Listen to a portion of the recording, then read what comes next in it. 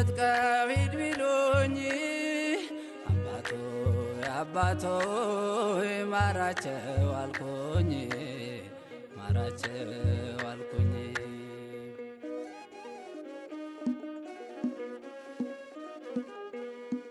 እጀ ጠባቦቼን እንዳለ ወስደውት እቤቴ ስገባ ፈልጌ አጣሁት። ይጠቅማችሁ እንደው ጥቂት ነገር አለ እኔስ እኖራለሁ እግዚአብሔር እንዳለ አንዴ